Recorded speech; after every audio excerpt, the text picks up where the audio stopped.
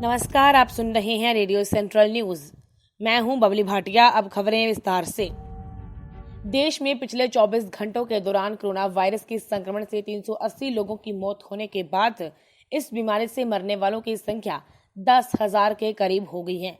इस अवधि में संक्रमण के 10,667 नए मामले सामने आए हैं, जबकि 10,215 मरीज रोग मुक्त हुए हैं।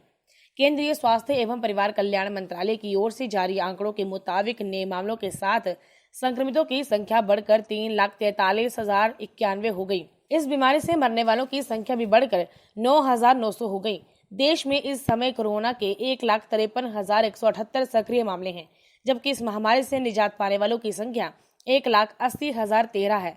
महाराष्ट्र इस महामारी से देश में सबसे अधिक प्रभावित हुआ है। राज्य में पिछले 24 घंटों में 2,786 नए मामले दर्ज किए गए हैं और 178 लोगों की मौत हुई है।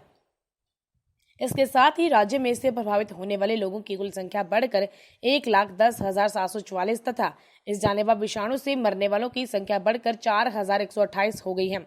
इस दौरान राज्य में 5,071 लोग रोग मुक्त हुए हैं, जिससे स्वस्थ होने वाले लोगों की कुल संख्या 56,049 हो गई है।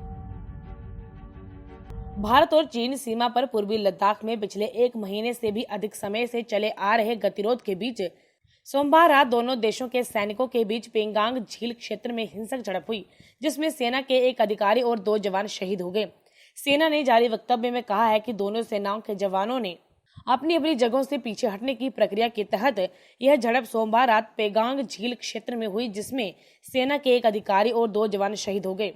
वहीं रक्षा मंत्री राजनाथ सिंह ने भारत और चीन सीमा पर पूर्वी लद्दाख क्षेत्र में दोनों सेनाओं के जवानों के बीच हिंसक झड़प के कारण उत्पन्न स्थिति पर शीर्ष सैन्य नेतृत्व के साथ लगातार 2 बैठकों में चर्चा की और प्रधानमंत्री नरेंद्र मोदी को भी स्थिति से अवगत कराया। सेना ने एक वक्तव्य जारी कर कहा था कि पूर्वी लद्दाख की गलवान घाटी में दोनों सेनाओं के जवानों के बीच हुई हिंसक झड़प में एक अधिकारी और 2 जवान शहीद हो गए।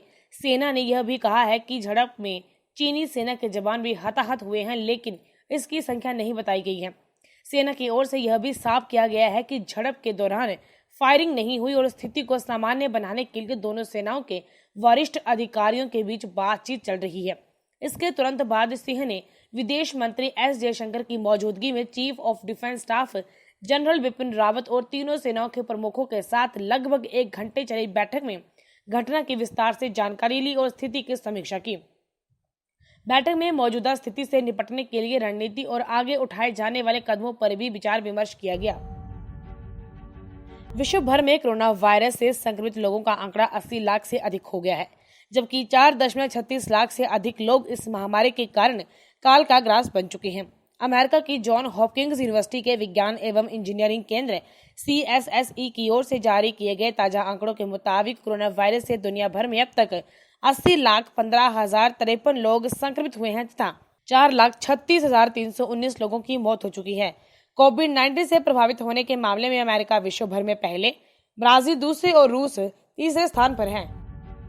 टोक्यो 2020 के बोर्ड सदस्य हारुयुकी ताकाशाही ने कहा है कि यदि कोरोना वायरस महामारी की स्थिति में सुधार नहीं होता है तो पहले से ही स्थगित ओलंपिक को रद्द करने के बजाय इसे फिर स्थगित करना एक और विकल्प हो सकता है। जापानी मीडिया ने यह खबर दी है। जापानी सरकार और अंतर्राष्ट्रीय ओलंपिक समिति IOC ने कोरोना के कारण मार्च में ओलंपिक को जुलाई 2021 तक स्थगित करने का फैसला किया था। टोक्यो ओलंपिक इस साल 24 जुलाई से शुरू होने थे, लेकिन इनका आयोजन 23 जुलाई 2021 से किया जाएगा। IOC अध्यक्ष थॉमस बाक ने कहा है कि यदि ओलंपिक अगले साल नहीं हो पाते हैं तो इन्हें रद्द कर दिया जाएगा, लेकिन ताकाशाही का कहना है कि इन खेलों को रद्द करने का बड़ा आर्थिक प्रभाव पड़ेगा। ताकाशाही ने कहा कि खेलों को रद्द करने का जापान और विश्व अर्थव्यवस्था और खेलों को रद्द करने से पहले उन्हें एक और बार स्थगित करने पर विचार किया जा रहा है। टोक्यो 2020 के अध्यक्ष योशिरो मोरी ने आयोजन समिति के कार्यकारी बोर्ड की शुक्रवार को हुई बैठक में कहा था कि खेलों को रद्द करने के बारे में IOC से कोई विचार नहीं किया गया है। रेडियो सेंट्रल न्यूज की टीम सभी देशवासियों से अपील करती है कि लॉकडाउन से ही कोरोना को रोका जा सकता है। आप घर के अंदर रहकर इस घातक वायरस से बच सकते हैं। जान है तो जहान है। आपका ये कदम आपकी जान के साथ साथ पूरे देश को कोरोना वायरस के तांडव से बचा सकता है। धन्यवाद।